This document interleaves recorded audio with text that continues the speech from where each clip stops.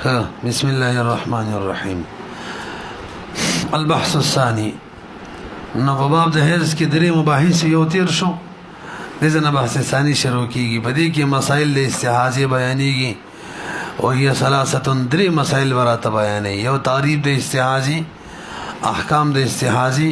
او درې نمبر حکم د معذورینو هغه مستحاضم داخله ده. د درې دویم بحث شو. عملی سے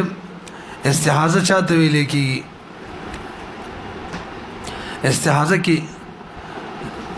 حروف د حیض نه زیات شوي دي، او تاسو د قاعده نحوی ویلي ده چې کله هو نحوی نه د ادب والا چې حروف کله بلکې د معنی ودا کله چې حروف زیاتیږي معنی ور سره زیاتیږي. استحاضه کې معنی دا زیاتیږي چې وینه جریان د وینې زیاتیږي. اصطلاحی تعریف سره هو ما تراه المرأة اقل من 3 ايام او اكثر من 10 ايام. کا اصطلاحی تعریف دې سی وګڼل ډیر به اساني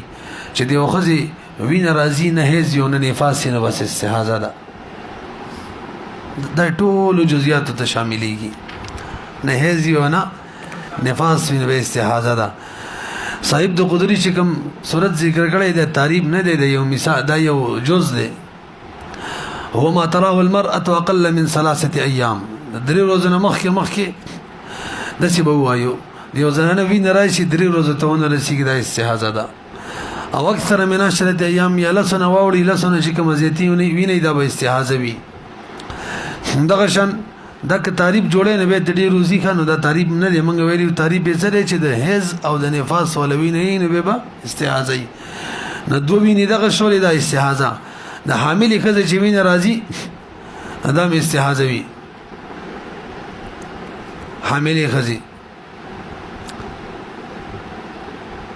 دغه شان د 4 ورځو نه چې زیات د نفاس وینه راشي دا هم استحاضه وي. او یا د نفاس ولا د ښځې عادت نه زیات وینه راشي او په 4 ورځو راوړي دا هم استحاضه وي. دغه شان عادت وي حیض او هغې نه وینه واوړي او بله سمانې ونه درېږي نو هم استحاضه وي. او علماء فرق کړی د دم حیض او دم استحاضه ترمنځ چې دم د استحاضه دا وینه نرم وینه سره بیم نه داغي عام وینه څنګه چې زموږ د بدن نوځي، او دم د حیض چې دا خپل ته جمع شوی وینه لون متغیر وي او ټینګم وي بیم کوي. خجی نو دا تعریف ورته ویل هم الله تعریف نه دی. حکم یې سره دویمه مسله احکام د استحاضه. او د دې حکم د رعاف دی، د چا چې د پوزې نه مسلسل وینه روانه معنی دا چې معنی د مون نه د مونځ وکي او روزي لرم معنی نه د روزه بم نشي خاوني وتی کولې هم شي رسې بدی. مسله ور سره دا چې مونږ د هر وخت د لپاره به بقاعده وځس کې مسله را روانه ده. نور سورتونه بیانې و اذا زاد الدم على 10 وللمرأة عاده معروفه. دا خبره مې کړې و د ښځې شپږ ورځې عادت دی، مثلا وینه به شپږم ورځ ونه درېدله ومې تلاړه نو که لسو کې دننه ودرېدله عادت به بدل شي. اکو لسو ورځو کې ونه درېدله مخکې لاړه نو د عادت نفس چې د لسو ورځو نه مخکې کومه شروع شوې دغه هم استحاضه ده. رسې بدی. واذا زاد الدم على 10 وللمرأة عادة معروفة ردت الى ايام عادتها. عادت کی طرف لوٹنا اس وقت ہے جب خون 10 دن سے تجاوز کر جائے ورنہ نہیں. دم فقی ضوابط کی وما زاد على ذلك فهو استحاضه وان ابتدأت مع البلوغ مستحاضه فحيضة 10 ايام من كل شهر والباقي استحاضه. وليس وان ابتدأت مع البلوغ مستحاضه. تاسو اکبر وګورئ د دې ځنه د مستحاضه قصه شروع کیږي. الګ تفصیلا نه وایو، تاسو په درس ترمذی کې کتلی زمنګ ټولو فقهي کتابونو دا مسله ذکر کړی دا. توجه ایوا هغه خزې چې هغه کم وخت کې بیماری راځي غم معلوم وي، څومره ورځې وي غم معلوم وي. رسې په بلکې پوره تفصیل واره به د سره کوي. ایوی ته مبتدئه وي، ایوی ته معتاده وي، ایوی ته متحیره وي. مستحاضی اقسام بیانو. مبتدئه کوم یو ده ساسو توجه ده، یو جنې نوې بالغه شوله او بیماری شروع شوله او د سره ونه درېدله، لس ورځې کې دننه دننه لکه که لس ورځې کې دننه دننه ودرېدله بیا خو دغه ورځې د هیڅ دي او باقي چې بیا وروسته کله راتلله که پنځلس ورځې پکې تېرې شوې وي او دوباره راله. یو مسله کوم هغې پورې دا سم نه لګي، مسله به وکړو وک شي ورته. مسله دا ده چې د یوې ښځې حیض رالی او لس ورځو کې دننه دننه ودرېدلو، بیا ورپسې طهر رالی او کم از کم 15 ورځې طهر و. دا دوه خبرې وشولې، یو حیض لسو کې دننه دننه ودرېدلو، دویم ورپسې طهر چې و 15 ورځې و. نو دقه ورځې د ښځې دپاره عادت مقرر شو. یو پیره داسې کېدل کافي دي. دا یو قاعده او قانون ذهن کې کېنوي، مفتي به رایې ده. دویمه مسله دا ده، بله پیرې لکه حیض رالی او د دغه عادت نه کمې ورځو باندې ودرېدلو یا په زیاتو ورځو ودرېدلو، ورپسې کم طهر و هغه 15 ورځې و. نو دا دویمه پیره چې کمې ورځې د حیض وي همدغه به عادت جوړ شي. نو دوه مسلې شولې، یو د عادت جوړېدلو دپاره صحیح حیض راتګ او ورپسې صحیح طهر راتګ دا ضروري دی، بس یو پیره. دویم د عادت د تغیر دپاره دوباره یو پیره تغیر کافی دی. نو مخکې شپږ ورځې ودې پر له په اومه ورځ باندې ودرېدلو او بیا 15 ورځې حیض طهر و، بس اوس 15 ورځې 7 ورځې حیض شو. او که بله میاشت کې بیا 8 ورځې داسې وشي بیا 8 ورځې عادت وي. تاسو په خبره پوهېږئ. اوس راځئ نو مستحاضه په درې قسمه. اوله مبتدئه ده. مبتدئه اولی تعریفونه کو به په احکام ولګو. مبتدئه ده چې یو زنانه بالغه شوله او بیماری شروع شو، بلوغ سره بیماری شروع شو او د سره ونه درېدله په اکثر ایامو د حیض کې هم. ځکه که چېرې لس ورځې کې ودرېږي او بیا 15 ورځې طهري، بیا خو یې عادت جوړ شي، وختي مسله وکړه. نو موږ څه وایو؟ ونه درېدله، نو دې ته مبتدئه ویل کېږي. حکم به مې څه ووایو ځکه دا خو اسانه ده. حکم یې دا دی، لس ورځې به د دې حیض حسابېږي او باقی 20 ورځې به بیماري طهر حسابېږي. په دغه لس ورځو کې به حیض احکام جاری کېږي، باقي 20 ورځو کې به د مستحاضي حکم به جاری کېږي. هر وخت له به غسل کوي او دس کوي. ښځې د کپړو به څه حکم وي؟ وینه ترې روانه ده. توجه جي، دا د ټولو کې به دا مسله لګوئ کوم چې وس کومه. حتی د چا تشو د اسمات روان دی هغې کې به هم لګو. د چا یو ځای بدن کې نه د اینې نه ودرېږي روان دی، کپړې ورسره ګنده کېږي، هغه هم دا حکم دی. نو واوره، که چېرې دومره ټیم ورته میلاوېدلو چې اودس وکړي او کپړې کوم ځای ګنده دی هغه وینځي او مونځ وکړي او کپړې نه ګنده کېږي، نو بس د کپړو وینځل هم پې لازمي دي. طهارت د کپړو هم ضروري دی، دا خو فرض دی. دا د مستحاضیم شو. او که چېرې دومره ټیم ورته نه میلاوېږي چې مونځ کوي او وینه دې نه راځي، تشه اودسمه څاڅکي دې نه ځي، کپړه دې پې نه ګنده کېږي، دومره ورته ټیم وینه دې نه راځي، مو یار کپړه نه ګنده کېږي. دا خو مې وویل رښتې. بیا وره، که دومره ټیم ورته نه میلاوېږي چې مونځ په دوران کې کپړه پاکه پاتې شي، نه بیا پې د کپړې وینځل ضروري نه دي. که هغه رنګه وینه وي، که هغه تشه اودسمه څاڅکي ورسېدو. برحال مبتدی په حکم تعریف باندې پوه شولې. دیم نمبر معتاده ده. معتاده هغه ښځې ته ویل کېږي چې د هغې کم وخت کې بیماری راځي، د میاشت په شروع کې، د میاشت په منځ کې، د میاشت په اخره کې، په 20 ورځې، 15 10 دا ورته معلوم وي. زنانه ورته پته وي د خپل حیض راتګ او څو ورځې بیماری عادت هم معلوم وي، ځکه مخکې میاشت کې په کوم ورځ بند شوی هغې عادت دی که نه، اسانه خبره ده. رسئ دې ته ویلی کېږي معتاده. د دې حکم اسان دی. حکم یې دا دی چې ایام العادت چې دي دا به حیض حسابېږي. هغې نه بس که وینه روانه وه نو بیا به وضو لکل صلاتین کوي. دا دوه مسلې خو انتهایی اسانې وي. مبتدئي 10 ورځې چې دي دا به هیزي بقیه به استحاضه وي وضو لکل صلاتین به کوي. او معتادی به ایام العادت هیز وي که هغه مثلا 2 ورځې دي نو باقي 30 ورځې به استحاضي به حکم کی او وضو لکل صلاتین به کوي. دا دواړه خو ډېر اسانې وي. مخکې راځه ورپسې دا مبتدئه معتاده او متحیره. به متحیره په 3 قسمه ده. لن تعریف دا دی متحیره چاته ویل کیږي چې کوم وخت کې هیڅ راځي دا ورته نه معلوم، یا ورته دا معلوم می دا ورته نه معلوم چې څومره ورځې مې هیڅ دی، او یا ورته دواړه نه معلوم. بس دا تعریف شو. څه ورته وایي متحیره. توجه جی تعریف نه معلوم شول. متحیره 3 اقسام دي. لانجه دی کې ده د منی خلکو مستقل کتابونه لیکلي دي. یوه ته ویل کی متحیره بالعدد، چاغه ته دا معلوم وي چې د میش په شروع یا منځ یا اخر کې زما هیز راځي، دا وخت وته معلوم وي. حدا تیری چې څو راځي دې ته ویل کېږي متحیره. دویم د متحیره بالوقت یا بالزمان، چاغه ته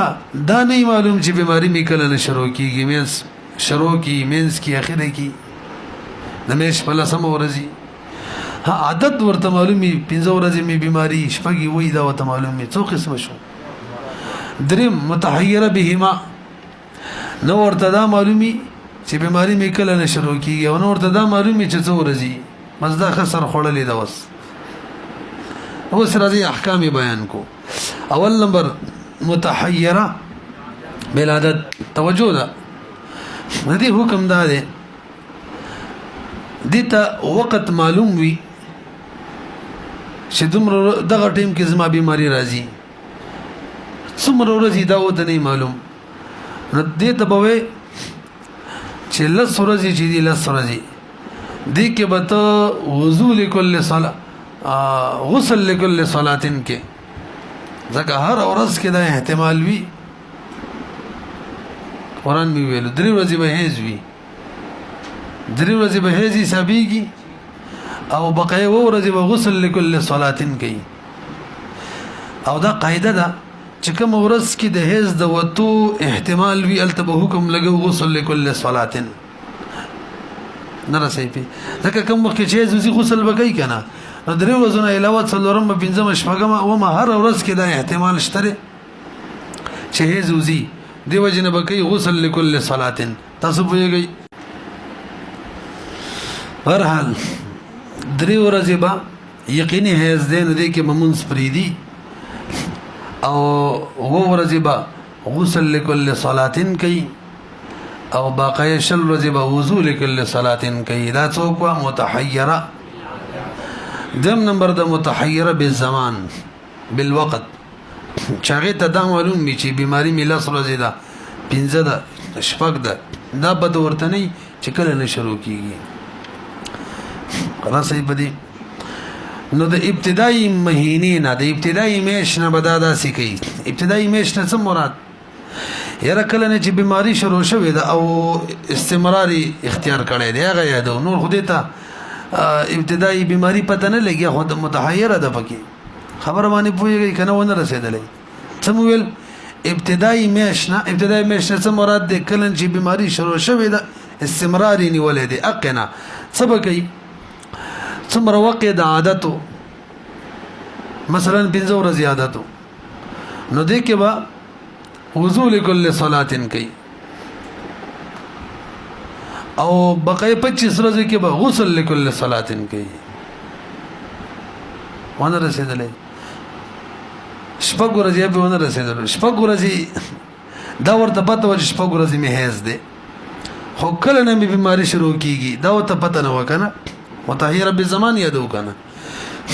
نو کله نه چې بیماری شروع شوه او استمراري نیولې ده نو ورته وایي ستاسو مخکې زور ورځې بیماری و جی وای زما شپږ ورځې و او بیماری دې څومره ورځې نه چې شروع شوه دا به نه ودرېږي، وای جی تر شوی لسم تاریخ نه شروع شوی دا ونه ودرېږي. نو ته لسم نه والا تر شپږ لسم پورې شپږ ورځې دي وضو لكل صلاتین شو، او باقي 10 تاریخ پورې با غسل لكل صلاة کې وسم بیان شو اګل ورځې مې داسې چلو عادتو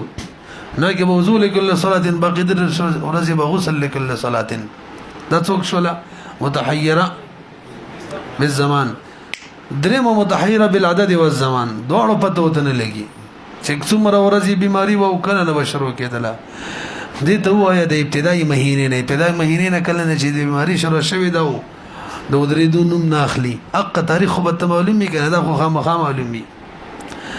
داسې کار به وکړي چې دې کې به 3 ورځې وضو لكل صلاة کې کېدای شي دا هیزي باقي 20 ورځې به غسل لكل صلاة کې او یې جمع دی جمع کې به هم کې چې پته دی ولګي ورسېدلې به مخکې دلال شي نو وایي وإن ابتدأت مع البلوغ مستحاضة هم قتل كان دا چا حکم دی مبتدی حکم دی خاولي فحيضها 10 أيام من كل شهر والباقي استحاضة دا چا حکم مبتدی ورپسې څوک معتاده او به ورپسې څوک متحيره وا بس نور قصیدې هم نه دي کړې درېمه مسله حکم د معذورینو والمستحاضه ومن به سلسل بولي والرعاف الدائم والجرح الذي لا يرقى خبر عام کړه د چا چې مستحاضه خزروینه روانه د مسلسل یا د چا بول رواني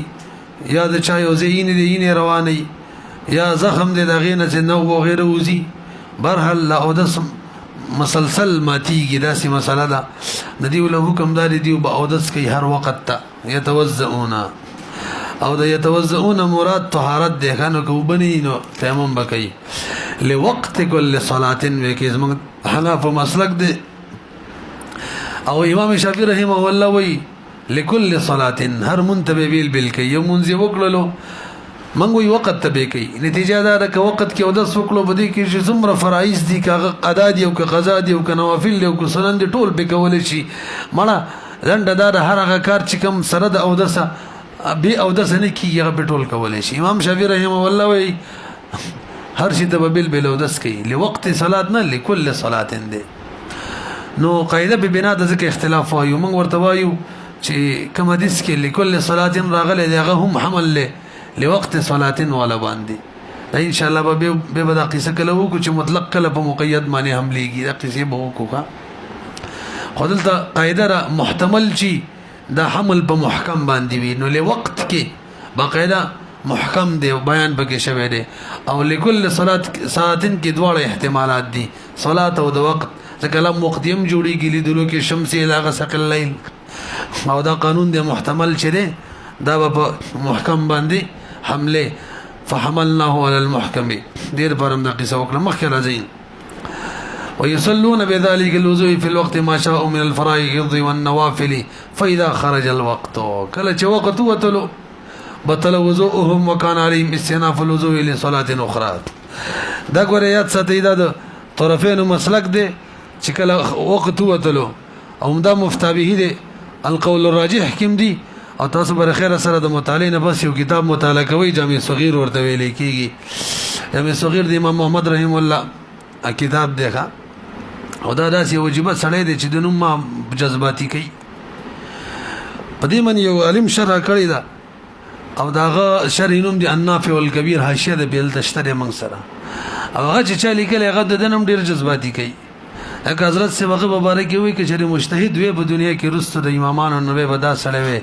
عبد الحی لکنوی رحمه الله زما کور والا ته ټول نمونه یاد دي ځکه یو د نوم ډیر یادوم چې بس بچی می څوینه دغه شیخ الاسلام دی عبد الحی لکنوی دی حافظ ابن تیمیه دی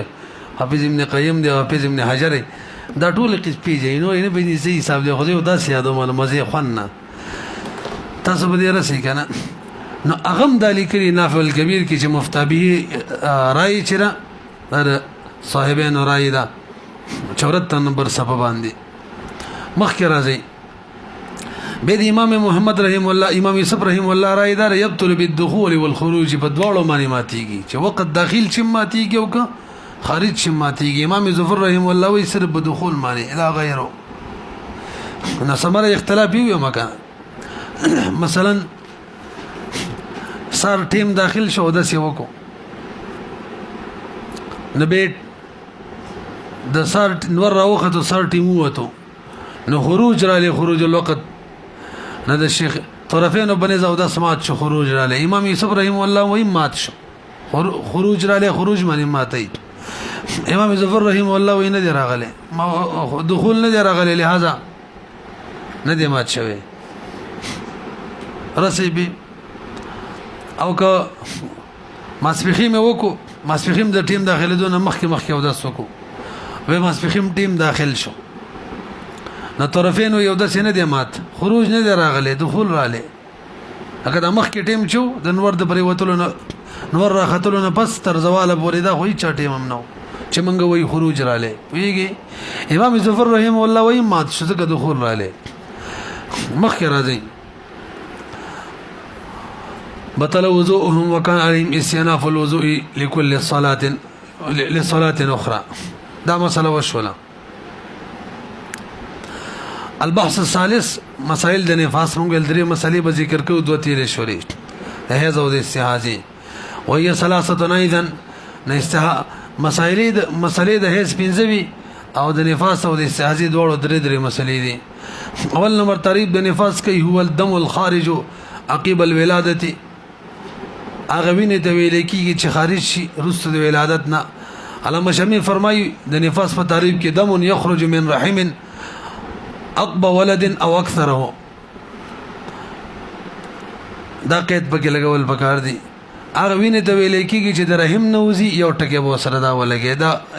صاحب د قدرت نه ولګولې او دویم ولد پورا شوی یو کا اکثر یې شوی نو دې قید ته په ولادت سره اشاره کړې ده برحال ماشوم مکمل وشو بس وینه شروع شول نفاس ته رحمنا او یا ماشوم اکثر یې سو شول اکثر یې صداره کشري د سر د طرف وروزي د سر د طرفه نو سینې پورې وروزي د اکثر یې صدا او کشري د خپو طرف وروزي نو به چې نو پورې وروزي د اکثر یې صدا نو کشري اکثر یې صدا ماشوم وروتي وینه شروع شو نفاس ته او که اکثر یې صدن نو لګي سره وتی و به وینه وروتي و نو کشري دا وینه درې ورځې نم زه تجاری شوله درې ورځې ته ورسېدله دومره پورې ماشوم د قشن زوړندو دا به هيزي نه غلط شو بس که اکثر یې سینه وروته وینه را نه به استحاضه وی دا خبره په سیمرسته به کو دا بل تاسو پوه شولې نو وی والذي تراه الحامل خجد حاملې ده ویني به څه حکم وي دا مخکې ویلو وما تراه المرأة في حال ولادتها قبل خروج الولد نبيبا استحاضه ده او ولدنا مراد اکثر ولد ده نو قبل خروج اکثر الولد قید به سره ولګوي او که اکثر ولد وروته به خود ولد په حکم کې ده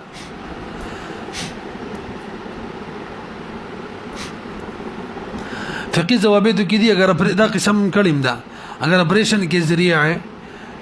پیٹ چاک کر کے بچہ نکالا گیا تو آپریشن کے بعد اگر خود بچہ دانی سے شرمگاہ کے راستے سے بہا ہے تو نفاس سے اور اگر شرمگاہ کے راستے سے نہیں بہا تو اس کا حکم زخم سے بہنے والا خون کی طرح ہے وہ نفاس نہ سمجھا جائے گا فقی ضوابط تاسو پیږي په دې معنی مخکې راځي اقل د نفاس مدت نفاس را تباینې دویمه مسله ده نو اقل د نفاس لا حد له لہذا کچری ماشوم پیدا شو وینه یو تاس کمران لا مفتاوی را ادا د غسل بکې دغه ماشوم سره خامخا وینه روزي بارته بعض علما وایي چې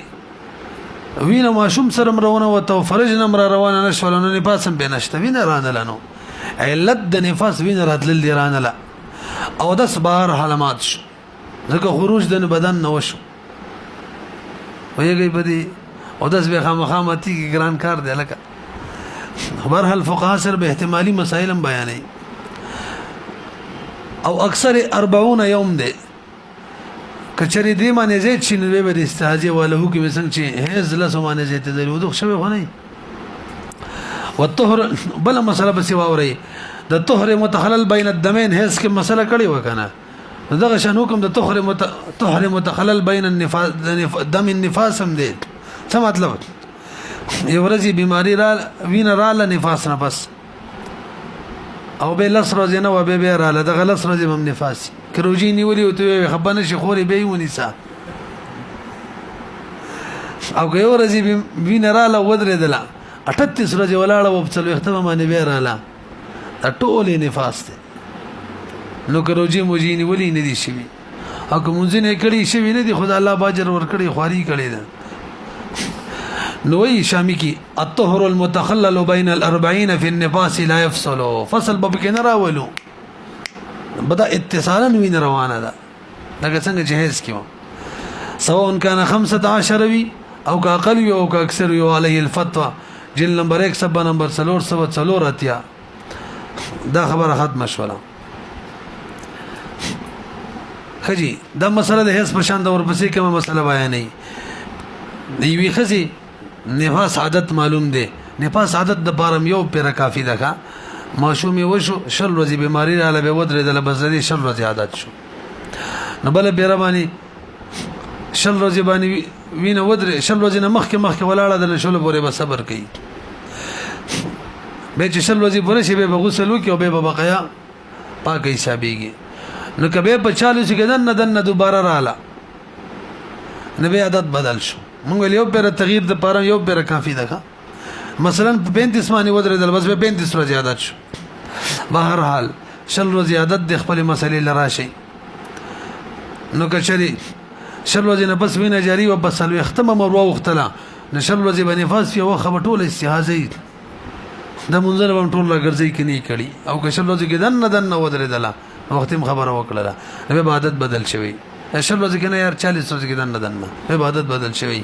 او اذا تجاوز الدم ولا 40 وكانت هذه المرأة ولدت قبل ذلك ولها عادة في النفاس ردت الى ايام عادتها وان لم تكن لها عادة فنفاسها 40 يوما خجي اخري مثلا نفاس ته امين را بیان ک دا کوم مثلا مبارک لبرش لاندې لیکلي دا ولو ولدت ولم تر دما فإن أبي حنيفة رحمه الله وزفر رحمه الله عليه الغسل احتياطا ويبطل صومها إن كانت صائمة وعند أبي يوسف لا غسل عليها ولا يبطل صومها وأكثر المشايخ إلى قول أبي حنيفة وزفر هم قتل كان لاندي خجي نفاس توأمينو وليس توأمينو تعريف والزكيها توأمين تمنګ جوړه ما شومان وایو د جوړه ما شومان لپاره دا نه د ضروري چې دواړه پر لپسې وشي یاد ساتئ موده د حمل اقل موده د حمل څومره ده شپږ میاشتې نو مسله دا ده چې اقل موده د حمل لا تیر شي ویني یو بل پسې وشیم تو امین دی یو ماشوم شو 2 ورځې کم شپږ میاشتې بس بل وشم تو امین دی او که غنټه بس بل وشم تو امین دی تاسو ویږئ کنه ومن ولد خجي اوس مسله دا د نفاس به کوم وخت شروع کیږي نو باندې کې زمنګ د طرفین او رایدا د شیخینو چې د اول ماشوم نه بس په شروع کیږي او د امام محمد رحم الله او د امام ظفر رحم الله رایدا چې دویم ماشوم نه بس نه بس شروع کیږي ثمره اختلاف یو ماشوم وشو 40 ورځې تیر شولې 50 ورځې یادې کابل ماشوم وشو نکموین راځي نو به شیخین وې د غوین استحاضه له نفاس ختم شوه اول ماشوم نشو شوه نو په کې 50 ورځې تیر شوه او امام محمد رحم الله امام ظفر سے وې دویم ماشوم نه دی نو اول چې وغه سره بچکو نو دا مسله وسواچ زین کې واچو ذکر لري کې سړي مسلې پاتې شوې مسله دا ده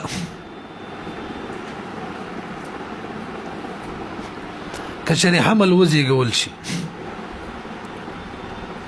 او هغه تام الخلقت وی پورا تام الخلقت وی نو بس دینه بس کوم وینه راځي دا به نفاس وی دا قاعده زشوا امام ظفر امام محمد رحم الله اوس د قاعده ته ګوري اول ماشوم چې کوم شوی اچھا جی دب دې باندې پرې د صبر وکي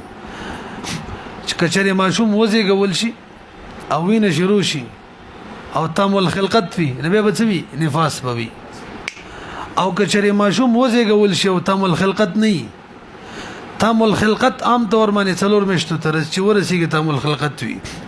نو څلور میاشتې یا دینه زیات وي تام الخلقت وي څلور میاشتو نه چې کم وي او ماشوم اپریشن په ذریعہ غولو په ذریعہ باندې هغه اسقاط حمل وشي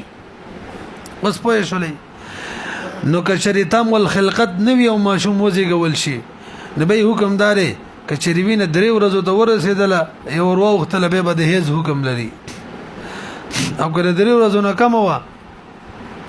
نبی به د استحاضه ولا حکم لري پوه شولې به هغه بل څور وخت له استحاضه ولا حکم لري قاعدت وغینه بس به استحاضه مسله ز شو لکنه اوس راشي دویم ماشوم شیخین وی اول ماشوم نه نفاس شروع شوه دی داله چې کله تم الخلقت قصه ختمه او چې کله تم الخلقت نو اول ماشوم شو به سیمنس کې بل وشو نو دغه کوم وینه دغه مسله په ولګو درې ورځې مخکې ودرېدله در امام محمد رحم الله امام ظفر سه مسبق مرګري دي او قدرونه زیاته شوله به هیڅ یو لسنه وخت له استعاذه ده او کتم الخلقتو او به وینه شروع شوله نو امام ظفر امام محمد رحم الله وی وس چې لکه نه د په دوران حمل کې وینه شروع ده دا هیڅ نه دی وی په حالت د حمل کې خو هیڅ نه کنه استعاذه ده او شیخین وی نفاس ته په پوهه شری مولوی صاحب د باندې راوي ومن ولدت ولدين في بطن واحد فنفاسها ما خرج من الدم عقيب الولد الاول عند ابي حنيفه رحمه الله وابي يوسف رحمه الله القول الصواب کی قول راجح کی وهو المفتى به دیکھات شیخین راي امام محمد رحمه الله امام ظفر سے وی من الولد الثاني پوهه شولې به دیو جن فقہی ضوابط کی دي دا کوم مسله می چوکړه کچری دویم ماشوم 40 ورځې پس وشي شیخین په نظمانی کوم وین راځي نفاس باندې محمد رحمه الله وی با بس وکو څه مسلې شته نه غوايو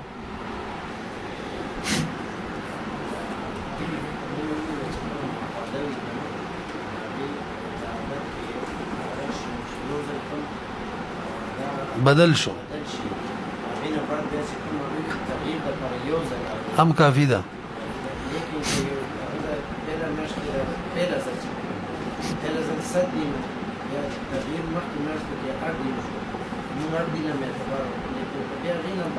به بدل شو به نو شو به بهم نو کیږي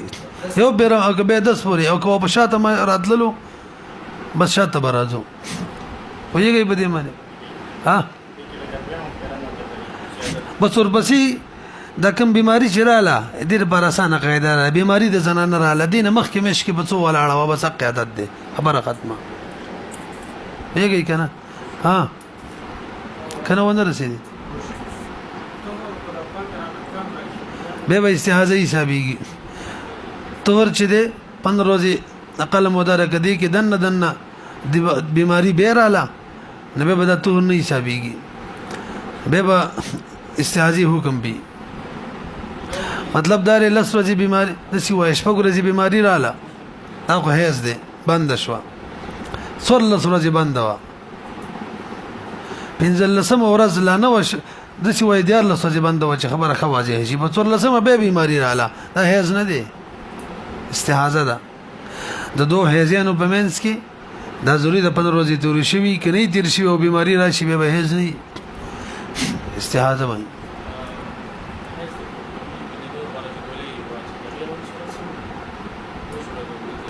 یو شروع کې واچي ګولې شروع کې واچي لا بیماری نه راغلی به ما دغه وخت کې د بیماری ودرېږي بس د پاکي به حکم کړه د بیماری راغلی یو ګولې واچي ودرېږي نه دې کې عبادت ترسي هیڅ ده ختم ها هغه ني ما یا ته پوری ویلې شي خو به تر دا ټولو په اتفاق مانی یو ټکی دی وی قل هو الله احد داسې دی وی روان دی نه وی دواړه اکه ماشومه یغې د بار خو څه قصه نشته دا هغه راځي نه هم ماشومان مسله دار 14 سنیم قران ویل شي اگر چې وته بکار دي 14 حکم ورته منکو خبره پوي کو ها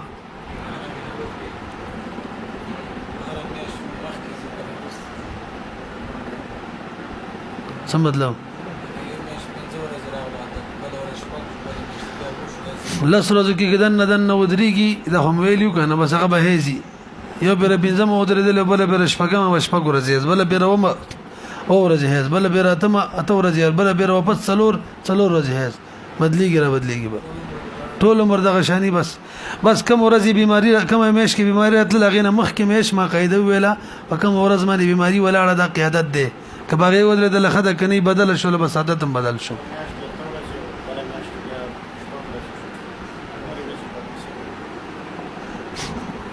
یو میش کې اته ورځې بیماری و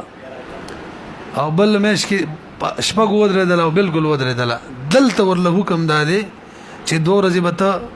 صبر کې من خدا خبره کړې و عادت بورې بخون نور نزدیکی غر چې غسل وکي نو که بیماری بالکل سم شروع شو لورانه لا معلومیږي عادت بدل شوی دی نبی بل دغه منځونو قزام راوړي کا اکثر ورځې چې نو نیولې عادت پورې مونږ نو کړه مثلا مخکې اته ورځې ودی بل شپږ ورځې باندې ودرېدل 2 ورځې صبر کړو ها څنګه سیده مصحف ته قتل سیدی مصحف زړه کې تلاوت هم سیده حالت د جنابت حالت د هیڅ کې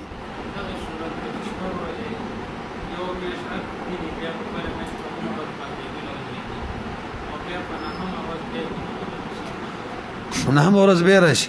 به خو هغه مسله شو لکه چې الله سوځي کې دوباره رااله نو به هیڅ حسابي کې عادت به ماغه جوړيږي کوم ورځ چې دوباره کله ودرېدل به کبل سم ودرېدل الله سوځي عبادت یو کبه نه هم به ته ودرېدل نه به نه دا خبره اسانه تاسو په سوچ نه کوئ مغه یو ته بوز بار کوئ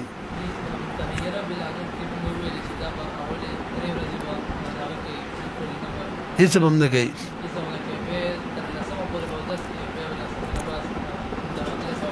غسل گئی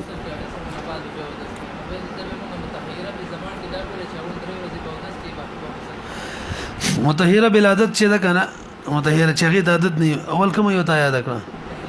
بلادت چې غي عادت نه معلوم چې ما زور زی بیماری ده ټیم ورته معلومي نو کې مې را دې درې ورځې چې دا به هیڅ حسابي هیڅ بم نه کوي ته څه دا کنه وجه دار چې درې ورځې خو یقیني هیڅ ده او دې ته ټیم معلوم دی چې دې ځنه شروع کیږي د ورځې یقیني هیڅ دی ورپسې کمی و ورځې دي کې هر ورځ دا احتمال لچی دغه وته دا وسپاکه شوم دغه احتمال چې کلمې غسل بي ورسې دي به لس ورځې خو هیڅ زیاتیږي نه کنه نه به لس ورځې خو یقیني استحاضه ده نه یقیني استحاضه کې وضو لكل صلاتینی تاسو په نه شولې خجی اوس متطهره به زمان چې دا هغه باره کې مسوي ویل چې هغه تر زمانه پته نه چې ما بیماری کله شروع کیږي هدا ورته پته چې څو ورځې بس دا نو بس کله چې د بیماری شروع شوې ده او استمرار یې نیولې ده دا وخت نه به مونږ ویل څه به وکي څومره ورځې عادتي دغه ورځ کې به غسل لكل وضو لكل صلاه کوي څه وکنه او بقای ورځې به ټول غسل لكل صلاه کوي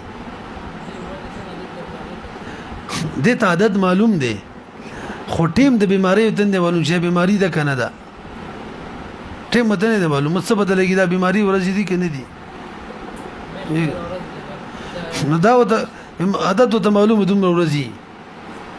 د دې عادت موافق ته مونږ چې بس کله چې بیماری نه بس وضو لكل صلاه ده خدا یقین نه ده کنه چې دا د بیماری ورځې دي ځکه هغه ته د بیماری ټیم خو نه دی معلوم سره بدد ورته معلوم دی ونه رسیدلې به لکشن صبر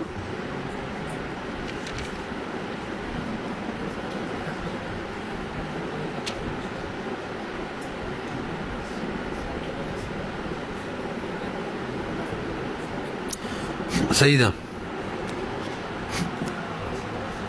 څومره د عادت ورځې دي التبا حضور کل صلاه ان حکم مرتکو ته چل کدا خو د هیڅ ورځ دی ولی نو هیڅ ورځ یقین نه دی کنه د هټیم نه دی معلوم ورسې دی